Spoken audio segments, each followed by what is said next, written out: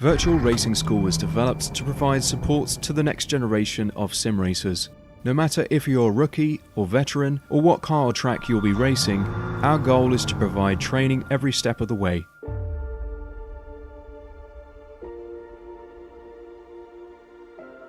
We found that iRacing can be quite difficult without proper training.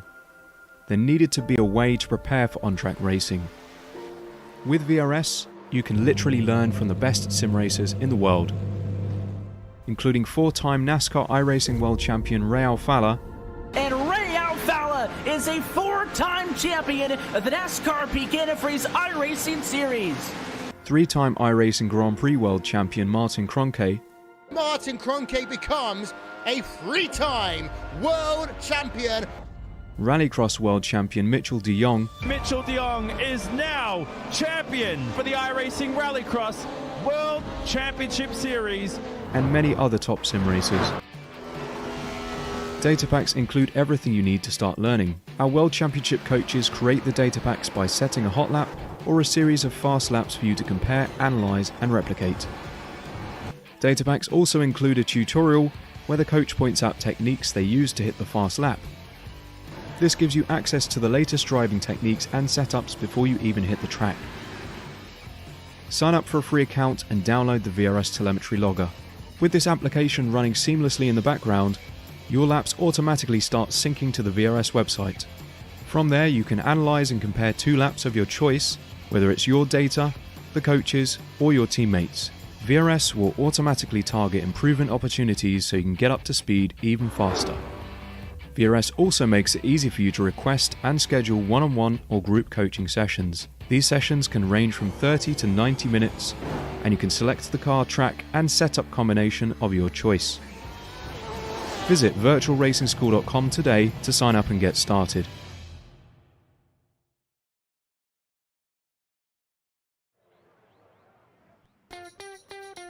Hello and welcome to Apex Racing TV and the Radical Racing Challenge. My name is Simon Patrick, alongside me is Alessandro Dalladone, Mark Tranter, operating the production tonight.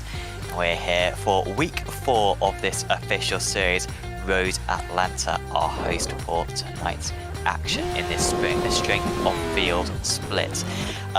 Proper classic circuits. Once again, we go to some pretty iconic circuits across this calendar, Alessandro, and this place I think possibly has the best final lap of anywhere in the world. That final section of corners is absolutely enthralling for a last lap battle, and I really hope we see that tonight, just as we did back at Monza and of course back at Alton Park for the last 2 weeks. Absolutely, Sam, and I'm really looking forward to this race too, because this track has so many opportunities for drivers and is so challenging with all these elevation changes and very difficult corners. You don't really see much in any particular track, especially in Europe. These American tracks always have something special to it, as we are looking now with Erin Baba approaching the final section. Is a big downhill leading to a very deep braking zone chicane that you need to get right before you get up to the bridge, and is a final right-hander, which I think with the Radical, you probably know best, Sam, it's gonna be pretty much flat out, but with other cars, you really need to work your throttle to keep the car on track. Yeah, you'll see some of the drivers take a very tight line, try to shorten the distance. They've got so much downforce of these cars that, particularly on these spoilers, we'll probably see it with Ming that we're currently going on board with. Actually take quite a tight line in these final 2 corners, just to shorten the distance. He doesn't need all of that space, and so just trying to find the shortest way to the line. But of course, the second lap is always going to be fast in this car. The tyres getting up to temperature constantly, and those first times coming in, Ming a 10th of a second slower. But yeah, like I said, drivers should be getting into the into the 14s. First lap I've seen this week, I think, was by John Keaveney, a 14.9. Remember, he did take pole back at Watkins Glen, so that could be the benchmark. But I think plenty of improvement for a few of these drivers, the newbies as well to this split. Bozzone is one of them, the Argentinian. Seat number 21, Alessandro, he's doing a very good job. This lap might be good enough for pole position if he can keep up this. Yeah, absolutely. He's doing a very good job as we look at him crossing the line. It's also Javier Soto, Spanish driver, up in 6th. Now we will have plenty of drivers coming to the finish line to set their second lap. Manu Dargo in first place now with a 15.0, very close to that time, Sam. And Kivini now does go to the top, so that is an improvement on his 14.9 from earlier on in the week. And that is the benchmark. We know that Kivini is electric in qualifying. It doesn't necessarily match it in the race, but so that is quite a lap back. Still Halliburton, gone, so he didn't improve on his second lap, must have made a mistake. And that's pretty much everyone across the line. Andre Castro could improve. Arturas Condelis as well, just approaching the line at the moment. Condelis move up through the order. I think he did there, but not enough really to challenge the top drivers.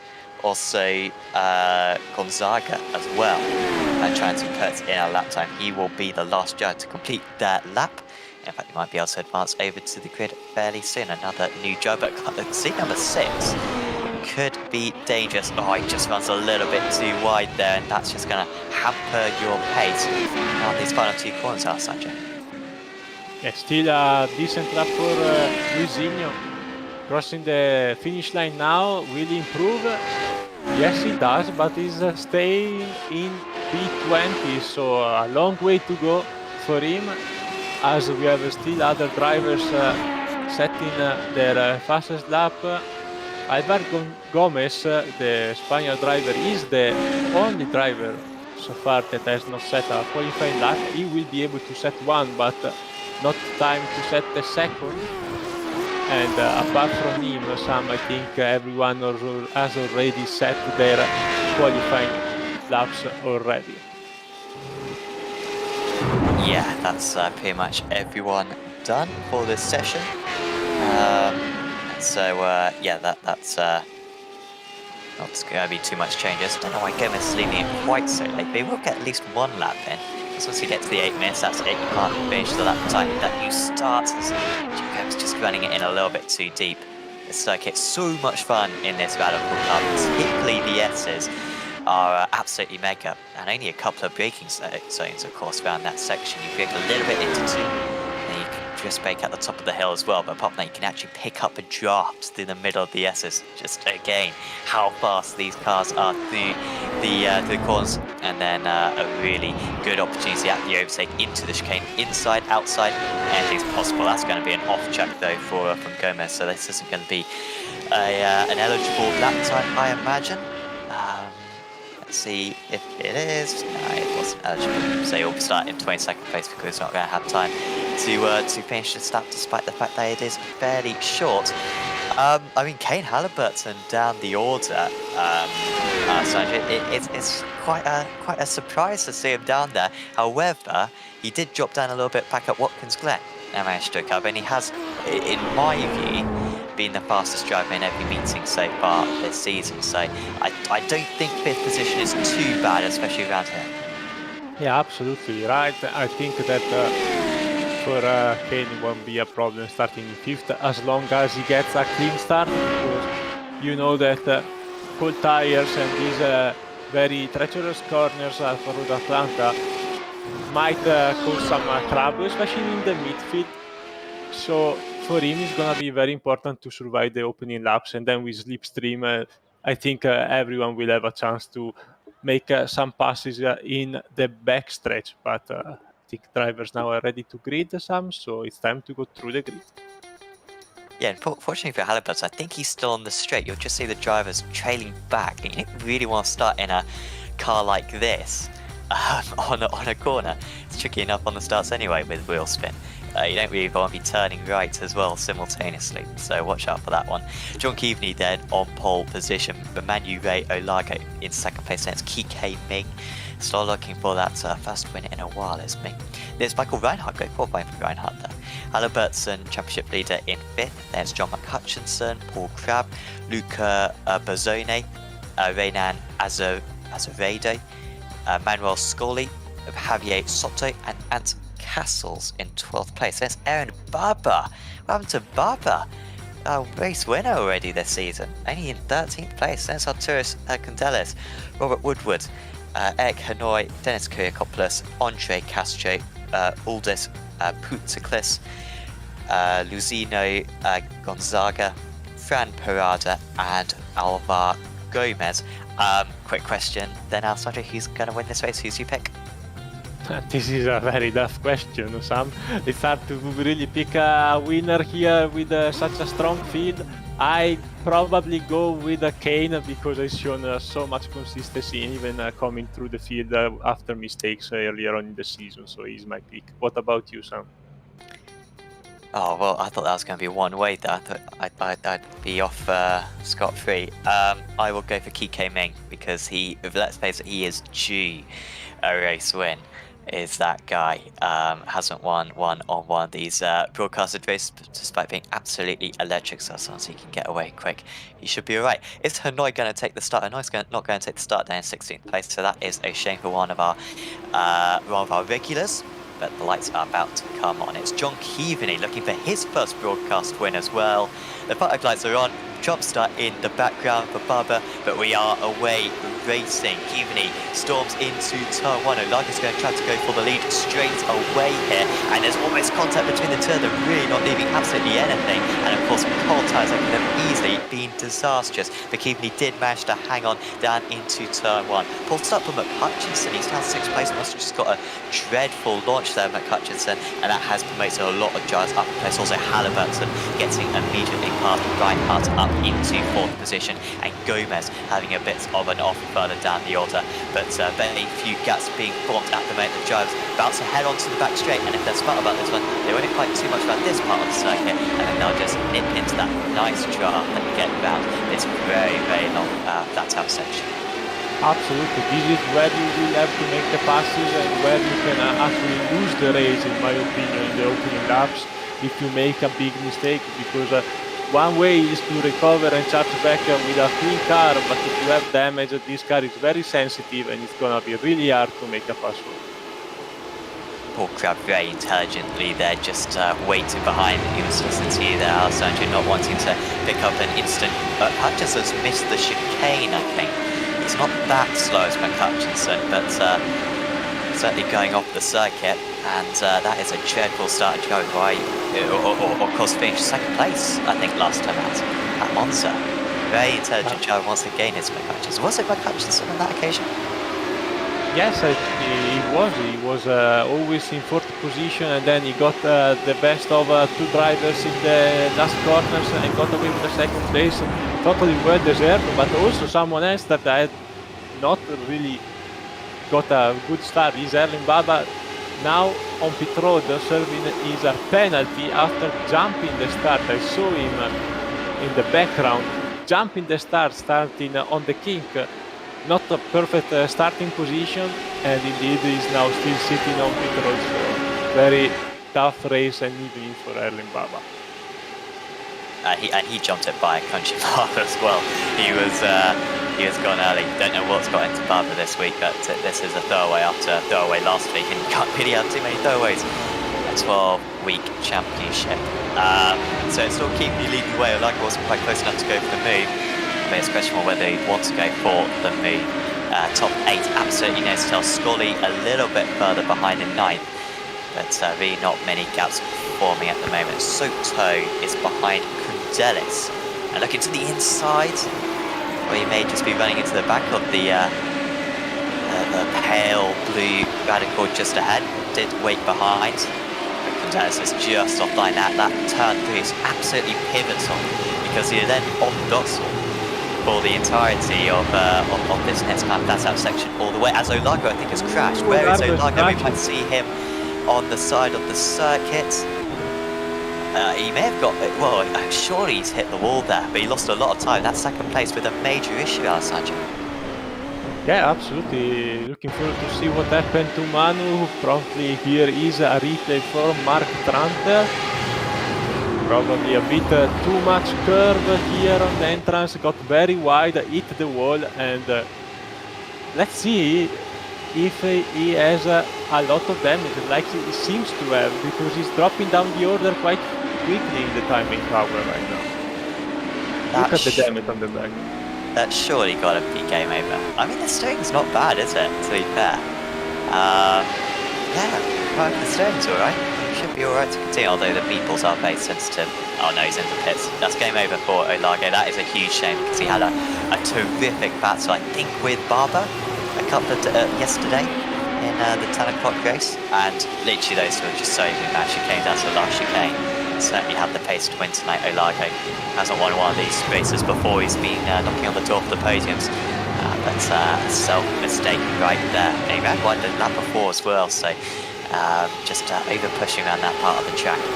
Still, the top guys are close there. Ming is within 8/10 of a second, so she around this pace comes in at 1.8 seconds. So no worries, he'll be on to evening by the end of this backstraight, going down to about 3/10, I imagine. Scarlett just going ahead of Castles for 8th place. Those two just dropping a bit behind as a Rado had to just drop them out of the draft. But this is a tight battle. Gonzaga versus Putuples Parada, all fairly new to these broadcast races, and then McCutcheon proper veteran after a dreadful start, and it's really kicking off with these drivers just ahead. Are they all going to be able to get through it cleanly? And McCutcheon make up a place he can do. He gets past Gonzaga as Putuples gets past Parada. Well, slow car also in the middle. You need to be very, very careful going too wide through this section. But these drivers are definitely not doing themselves a favor by fighting so hard, as Puteklis now has more than 3 seconds on Robert Woodward in 13th place, and they lost the draft. And considering that all these drivers are still very, very close to each other, they all have some speed stream, it's gonna be really, really difficult for them to come back. Yeah, it is super tricky. Especially if you've got a quick guy at the front of the next train, and you're basically racing against that guy. As long as the other guys don't start battling, you can't really set some absolute lightning times. And yeah, it's not easy whatsoever. This castle's going to be done here by the end of this straight. Scarlett really not gaining very quick. I wonder if he's got a bit of damage on that. Now he starts to gain a bit more time. Castle's not being the need to go defensive. Should be able to keep up his pace. 7/10 behind Castro at the moment. Actually, I think that was just Castro getting the total from Castro. That's why Scarlett wasn't getting too quick. Gomez just being overtaken by Parada, so still going on in that battle. They're now 2.5 seconds behind McCutcheon, so absolutely dreadful lap for Gomez, who has actually had another issue now, and he's dropped behind Kyrkopoulos and Hanoi, who of course started on the pits. So bad news there from Gomez. Gonzaga also returning to the pits, so a few shunts there near the back of the pack. Yeah, we're only 5 laps in, but we start to see some groups forming up. We have the top 5 drivers pulling away from Paul Craft in 6th, and a little gap, as you can see from our timing tower in the right side in the intervals. You can see from the different colors the gaps between the drivers and the groups forming. So keep an eye on that interval section to have an idea if someone is in the draft or not, because this is playing a big part in the laps of all the drivers. As we now look at Kane Halliburton in 3rd place, still well within reach of Kikeming and John Kipney. I know that I put Ming as iRacing, I would quite like to be right for once, but he also meant Michael Reinhardt to win this race. Real guy who's, that's a lot of curve for me. Is he going to get a slow down for that? If you can get a slow down on that corner. Apologies. So, yeah, Reinhardt has attended pretty much every single one of the races that we've broadcast on Apex Racing TV of this Radical Racing Challenge. And usually a little bit further back is Reinhardt, 6th or 7th. I think last season he got like 3 6th places in a row to win the season. But up there in 5th place at the moment in that lead pack. So looking dangerous. Ming now 9th, so a second behind Keaveney. Wonder if that turn 3 just hurts him a bit. Halliburton might have a chance at a move. No, Halliburton's not even trying to get the draft. Realise it's just worth staying behind Ming. Not worth losing any time to Keaveney up ahead. Can Azevedo get past Crabite? Rudely competent our producer Mark Chanton to edge us away from that one, but we are back with it now, and Crab down to 7th position. Actually Castro, and actually Castles as well, so Castles has done well, and he's dragged that entire pack, Sanjay, up to these guys. That pretty much came from one move. You can see how far behind they were before, and then after this, the gap was pretty much half to the next pack. Yeah, absolutely. This is the beauty of this car. You can really shift things very quickly, especially if you use your head when you are driving and fighting with other drivers, because it takes only a pass like it happened between Azevedo and Crab, and you have a whole group of drivers coming towards you, because with the slip effect we have with this car is so easy to gain time on the track, and not having so many corners around Road Atlanta, apart from the first sector where you really need downforce. The dirty air is not such a big thing here, so things can happen really fast. If you don't use a red, you might lose a lot of time picking fights with the wrong person at the wrong time. That's absolutely right, and I wonder if this is the right battle to fight, to be honest. Soto versus Scully, two drivers we've never seen on this broadcast before. I mean, Soto's pass, it's a tricky mix, because if you feel like you're 3 tenths of a second faster than the car ahead, maybe it's worth getting the move done, but it's tricky. And now, we're going to see a fight back. Yeah, it's just not worth fighting this one. And look at Kundelis trying to get involved as well, trying to make up a place. There goes Kundelis. Playing that one too hard there with Scully, and he's dropped a few places in a couple of corners, but now they're crucially 2 seconds behind Castles, so they're out of the draft. So that's how quickly it can change. Indeed, and that's why you need to be very smart to pick fights so early in the race, when you know that you might make a move stick, but at the same time, if you don't really have the pace on the guy behind, you might actually end up losing even more time. So it's very difficult in these sensitive tracks when it comes to slipstream to pick a fight and make sure you get the car clear before entering this very tricky braking zone, because you're gonna lose so much time that it's gonna be really hard to make up for it. Crab kind of doing the half sensible thing there, backing out of that one. Maybe could have backed out of it a little bit early, but it didn't really use him too much time, so that's kind of how you deal with it, you know. If you're side by side into the corner, let the other guy go and don't lose too much time. Kundelis now at the front of this pack. Soto coming back though, and look at Woodward getting involved in this one. McCutcheon will be onto these guys soon. Oh, great cut back there from Kundelis. Oh, you're going to lose a lot of time here. You know, it's when you look at it with a tactical lens, it is almost frustrating seeing this. Keaveney with an off. We might have a change for the lead here. Halliburton got past Ming, and I didn't see that on our timing screen, Halliburton get past, but you know, it's certainly not a permanent move that, you know, Ming's going to have a chance of coming back later on. But this is the first mistake we're seeing from John Keaveney, and that was an odd one there. Wow, that could have been a lot worse that time. I didn't realise it was that serious. But he didn't run wide there, but maybe just, I don't know, being a bit aggressive with the throttle maybe, I'm not sure.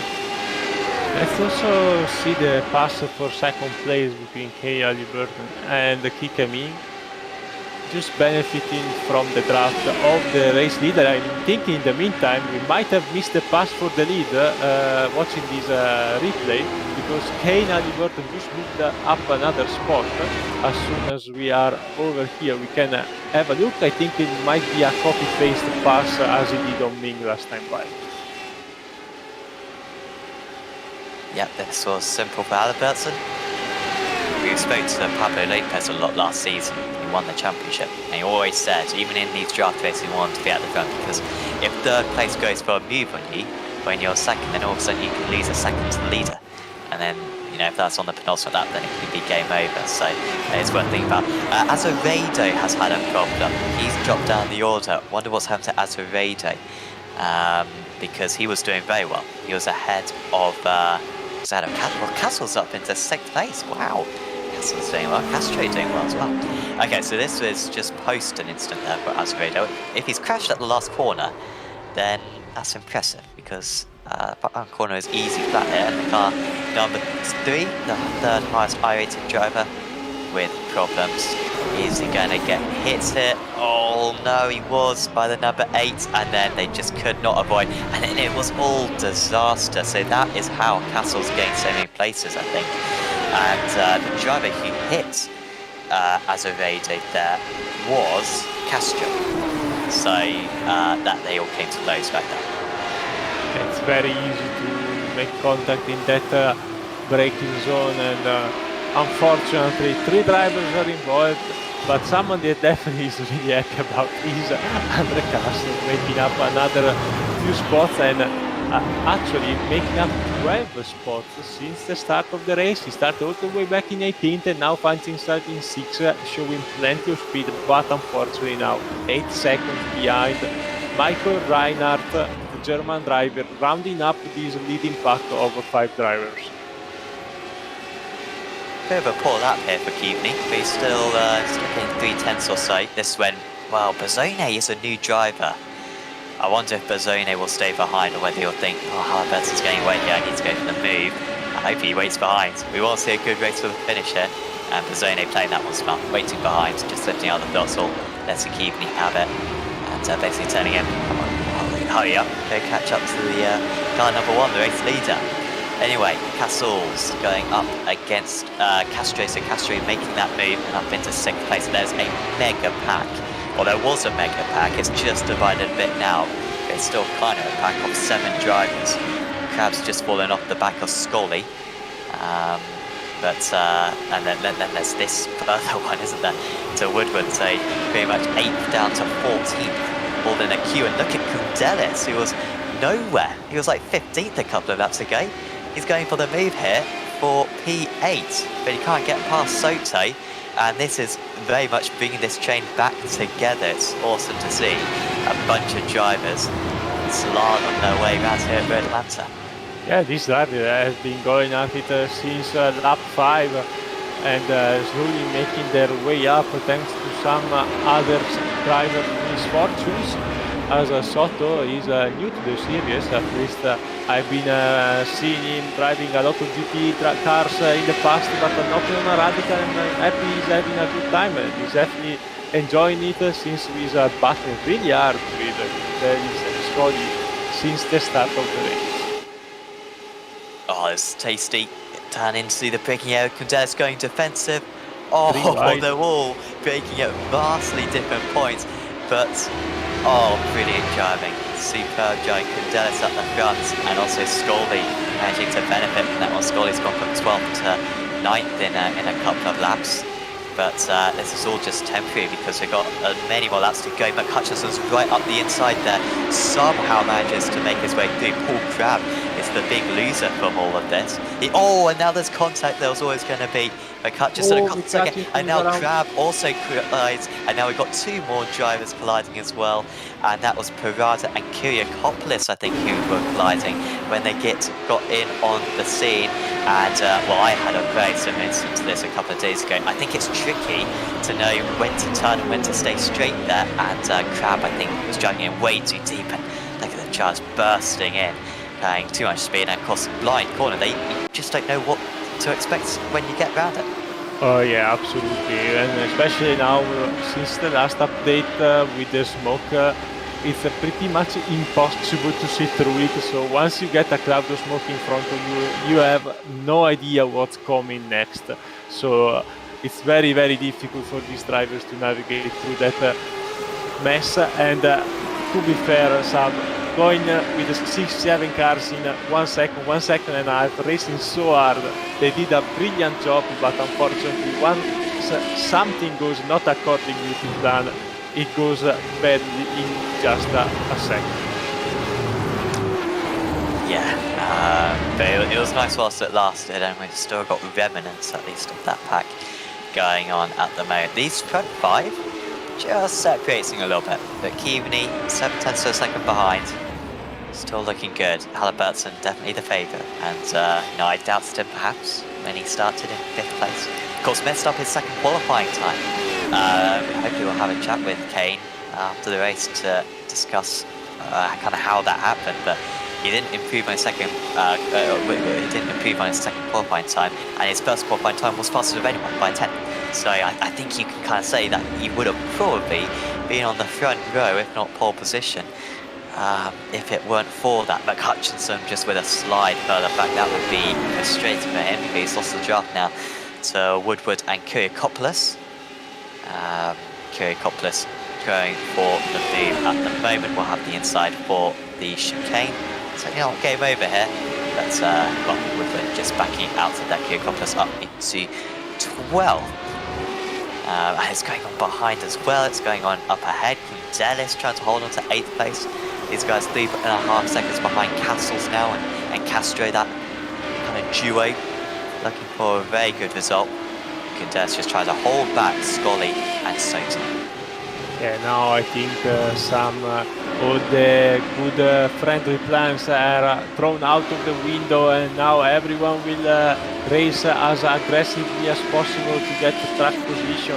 And something we also have to keep in mind is that run towards the final section in the last lap, especially for the leader, since Halliburton now has been closed down the gap from Kivni to 4/10, and I was really keeping an eye on that, because if Bozzone was going to make a move, that move might have sentenced all the drivers to be fighting for second place, because if Kane gets a little bit of breathing room, he can definitely pull away. He has plenty of speed and he has shown that, but with this slipstream effect, it's very, very tricky for him.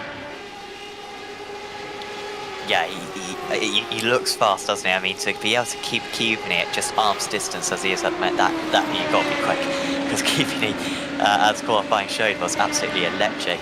Kivni's been holding off Bozzone as, Kundelis holding on to 9th. Oh, well, these guys are still side by side. Not really worth going side by side here, because outside it's not going to work. They're 1.41 seconds behind Scully, so we're still within the draft, but that will probably take them the rest of the race. To try to catch up to the driver ahead, and so they don't fight across. Kivni might have a chance here down into the chicane. He's 0.3 of a second behind. Nah, he's a bit too far back. Yeah, what do you think is going on at the moment, Alessandro? Do you think Kivni is just waiting behind till the last lap, or do you think he is trying his absolute best to go for the move now? What's going on right now? I think he should go for it as soon as the opportunity presents, because if you wait for the last lap and you don't get the best exit out of that slow right-hander leading you to the backstretch, your chances to make a pass are pretty much known, especially since Kane is a top-notch driver and won't allow you to pass him unless he makes a mistake. If any driver here has the chance to make up a spot, they absolutely need to do it, because now with only 2.5 laps left, there's no more time for thinking. You have to act and make something happen now.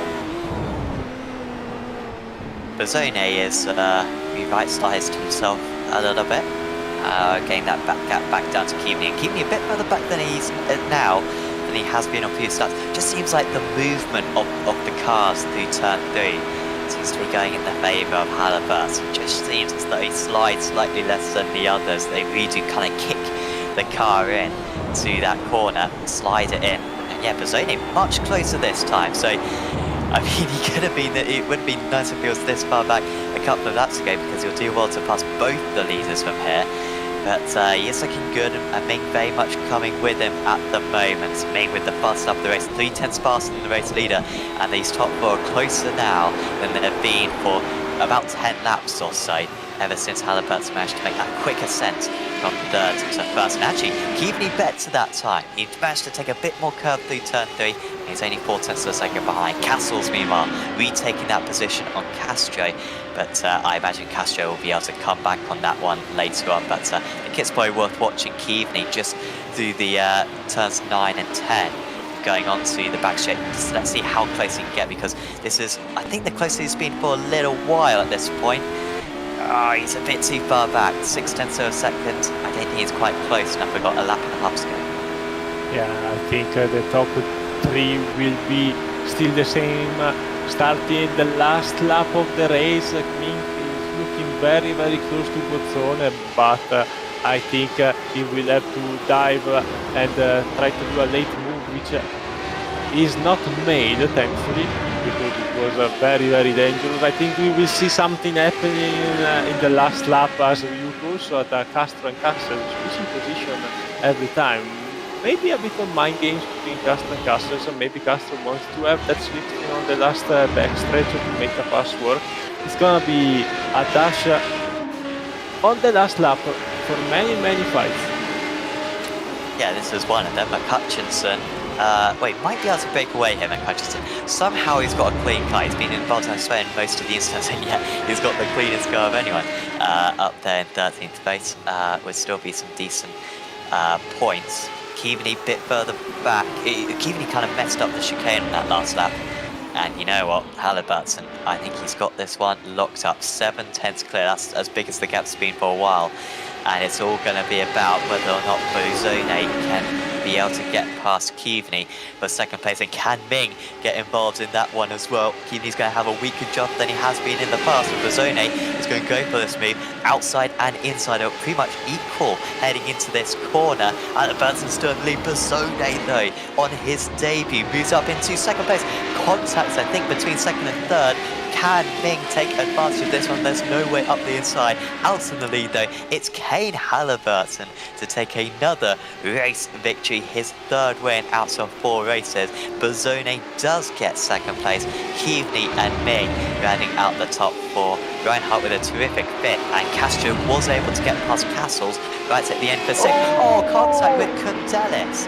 Well, he somehow managed to get it back in a straight line, and he will lose out to Soto. Scully finishing the top of that trio. Real nice balance between those two. Putaklis by himself. Gomez beating Hanoi. I thought Gomez went back to the pits or something at one point. But he did finish in 5th place. Hanoi from the pits, finishing in 16th, and Crab, the last of the runners on the lead lap. Probably high quality racing there, but Halliburton's pace, I mean, I know I've done a couple of official races this week, Alessandro, and it is tricky to break the draft. You've got to be, I'd say, probably 3 or 4 tenths of a lap faster in order to keep the driver behind you, and Halliburton managed to do that. That was absolutely immense to keep a caliber of John Keaveney behind him the way that he did. Absolutely, and I don't want to say and brag about it, but I called it at the race, at the start of the race. I knew that Kane was gonna be fast, and that qualifying run was just a little bit messed up. But anyway, Kane Halliburton is our race winner, also here for round 4 at Road Atlanta, in front of a very surprising second place from Luca Bozzone, the Argentinian driver, at the first broadcast race here on Apex Racing TV, already getting up onto the podium. Very, very impressive drive from him in front of John Keaveney, who managed to keep a podium place, although he started in first place. A very solid run from the man from the UK, and Kikemink in 4th in front of Michael Reinhardt, the German driver, losing the draft in the last few laps, rounds up the top 5 in front of Andre Castro, the biggest mover of the race, plus 12 positions. Ant Casas, Manuel Scoli, Javier Soto, and Arturas Koundelis. Uldis Puteklis, Dennis Kyriakopoulos, John McCutchinson, Robert Woodward, and Ivar Gomez round up the top 15, followed by Eric Hanoi, who started from the pits. Paul Crab, Erling Baba 1 lap down after jumping the start, and then we have the 4 drivers that did not make it to the end or had some trouble during the race. Fran Parada, Renan Aceredo, Manu Rayo Largo, we've seen cross the finish line but 13 laps down, and Luisinho Gonzaga. Yeah, that rounds up the 22 drivers there.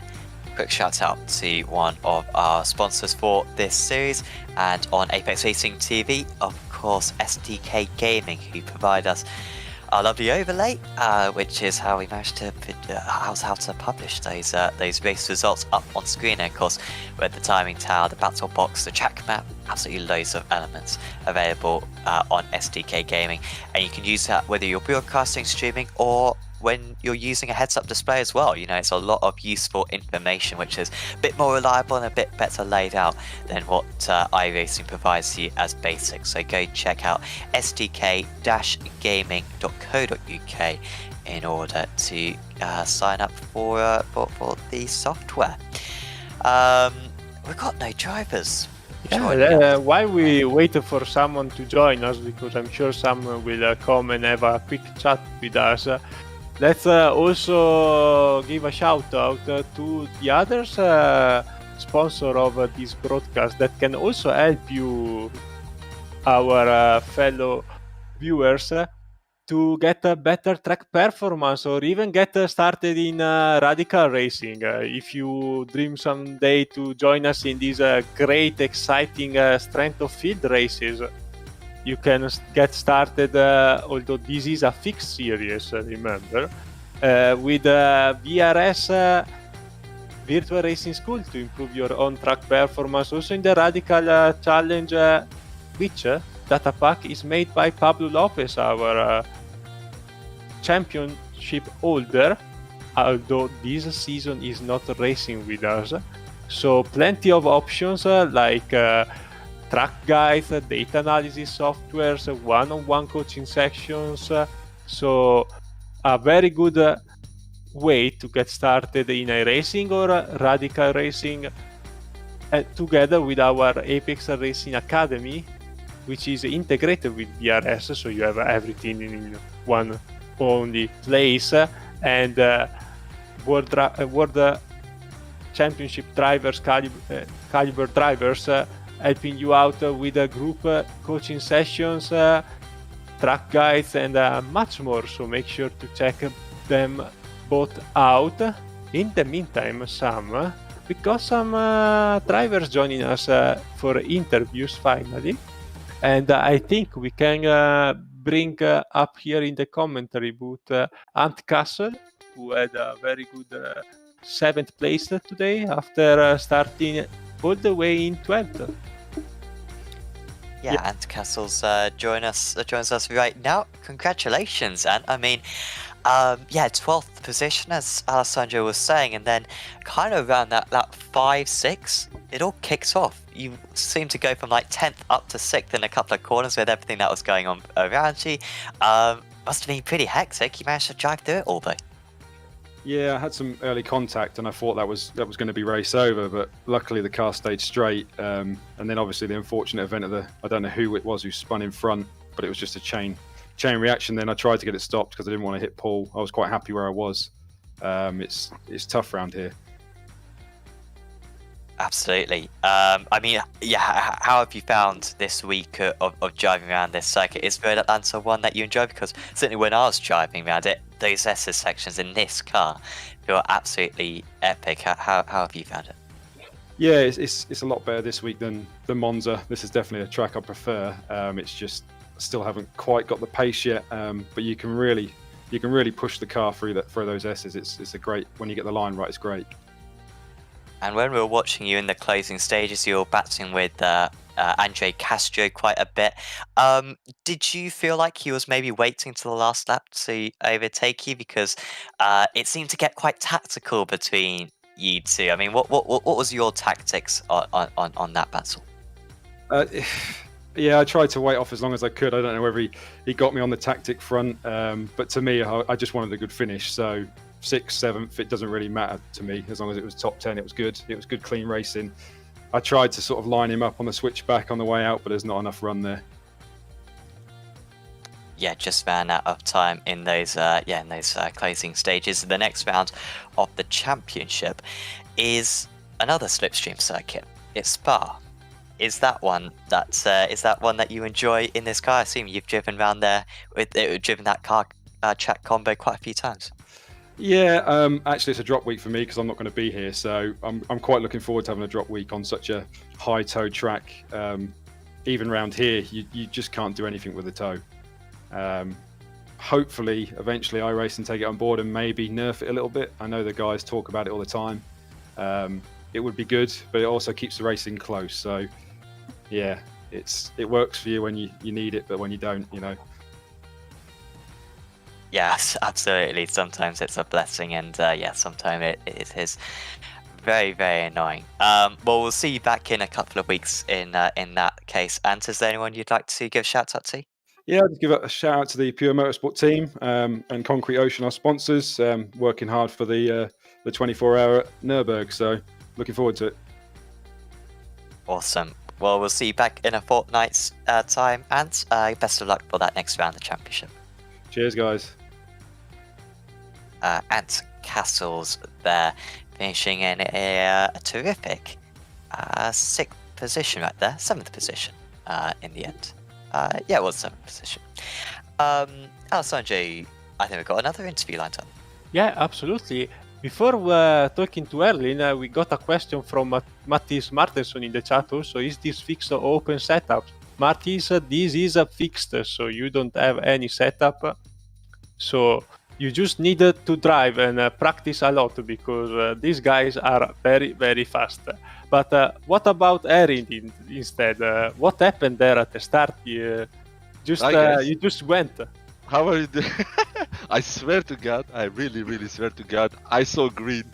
I don't care what anybody says, I saw green on my screen. Yeah, that was quite early because I think you almost stopped again once you realized nobody was going. Yeah, I was like, oh, what happened? But I think I saw green. Maybe I had a couple of drinks too many. But yeah, I saw green. And then I thought, shit, I jumped to start. So I got a penalty, but it's okay. Qualifying was a disaster because the first lap, it was an okay lap, but it doesn't count anyway. And then the second lap, I was going for a really good lap to put me maybe in P3, something like this. And then I had an off track because I didn't want to lift. I thought, okay, I can get away with it. But yeah, I had the off track after turn 7, so it doesn't count. And then you start way back P13. So, but anyway, that's racing, I guess. Next week it's Spa, and then we will do something better maybe. The race before this one, I raced with Kane. We finished P1, P2. It's really easy to keep up. But yeah, those things happened, I guess. Well, next week, since we go to Spa, you might be feeling relieved because if for some reason you still make this mistake, I think plenty of other drivers will join you, since iRacing's off tracks at Spa are less lenient than here, so you might have good company. I know. Now I will try to tighten my game in the qualifying. Sometimes it's really with the new tire model, it's a little bit difficult, but the qualifying is really key to a good race. If you don't qualify first or second, then it's really difficult. But okay, yeah, I think Spa, I'm not sure. I think Spa is the race with a pit stop. I'm not sure. If it's with pit stop, then we will see some strategies. I really like that. Yeah, it's quite interesting. It's 18 laps, so it's a very, very long compared to a 20-lap race we did today. So it's gonna be very, very interesting. And before we let you go, Erin, anyone you would like to thank? You guys and everybody today doing the race. Very nice driving. I saw no accidents at all. So this makes me happy because I think the Radical Challenge is a really good series with awesome guys. Absolutely, the racing today was absolutely insane, and just a few contacts. But whenever you race hard, it's inevitable to have some crashes. So absolutely amazing job. Okay, guys. But that was Erin Baba. A tough evening for him also this week, Sam, but I'm sure that we'll come back even stronger for the next one since he's racing at home. Yes, and I mean, as one of the absolute best drivers in this series, of course, won back at Alton Park a couple of weeks ago. And yeah, I'm sure we'll be fighting for the win next time out at Spa, where we had one of the races of the season last season. I think Road America probably just takes the slight win in terms of race of the season last season, because there was a run to the line for the race win. But I think Spa was probably second best. So that is going to be properly epic, that one. A lot of drafting once again, possibly even stronger, definitely stronger. And longer races. Yeah, and yeah, of course at Sebring last season we had the pit stop, didn't we? So another pit stop for this one gets tactical if you can go that one further lap. So that'll be an interesting element, I think, Sanjay. That's especially saying that it's such a slipstream circuit. We didn't really have that at Sebring, but I mean, if you can save some fuel and put in maybe 2 seconds less worth of fuel, that could break you from the slipstream. I mean, that might be the route to race victory. So that will be fascinating to see if anyone is willing to lead. I would have thought leading would be a curse in that situation. Oh yeah, for sure.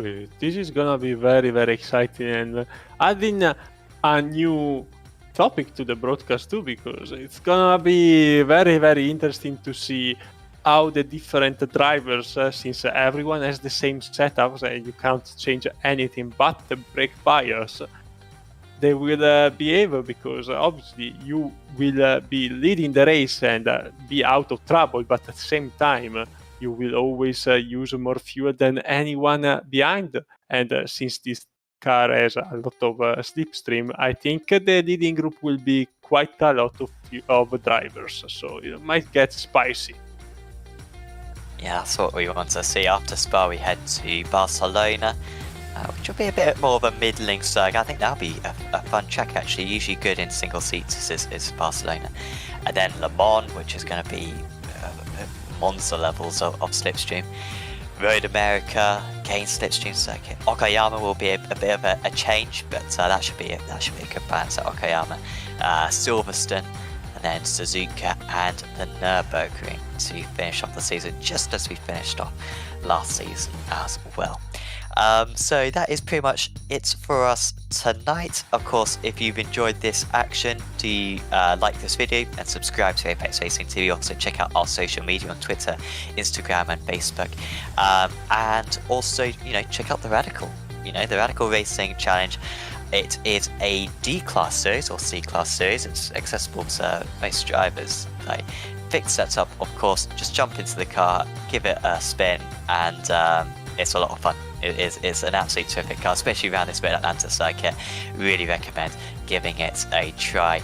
And yeah, maybe we could see you up in this top split in the future, perhaps. Big thanks to our sponsors at SDK Gaming, at Apex Racing Academy, and at Virtual Racing School for helping us pump out these broadcasts on Apex Racing TV. And of course, thanks to Sanjay Daladone and Mark Trenta, who have been alongside myself, Sam Fitzpatrick, for being along this broadcast. We will be back with you then next week for week 5 of the championship at Spa. We will see you then on Apex Racing TV.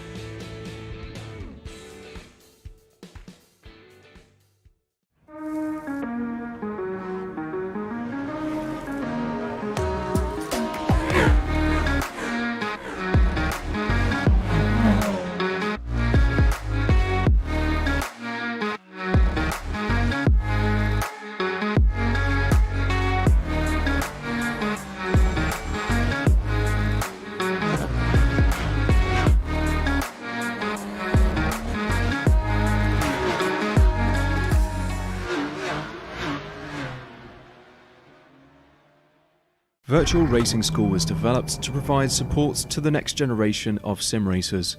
No matter if you're a rookie or veteran or what car or track you'll be racing, our goal is to provide training every step of the way.